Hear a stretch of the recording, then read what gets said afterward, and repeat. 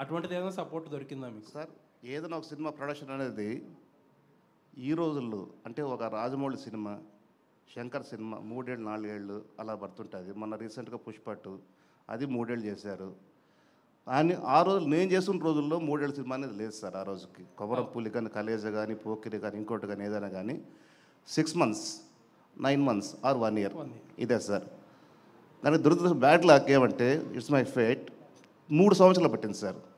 3 సంవత్సరాలు అంటే మెయింటెనెన్స్ ఎంత ఉంటుంది అనేది ఒక ప్రొడ్యూసర్గా తెలుస్తుంది సార్. ఎవ్రీథింగ్ రన్ చేయాలి కదా సార్. ఆఫీస్ రన్ చేయాలి, శాలరీస్ రన్ చేయాలి, ఇంట్రెస్ట్ రన్ చేయాలి, అన్నీ పెరిగిపోతాయి కదా.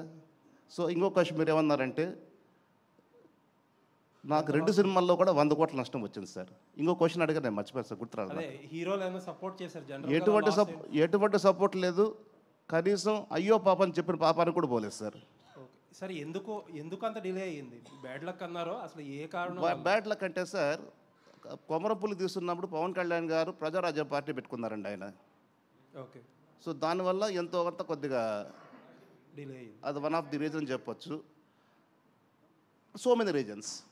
అలాగే కలేజ్లో కూడా సో మెనీ రీజన్స్ అండి. రమేష్ బాబు గారు సార్ ఇక్కడ సార్ ఎక్కడండి సార్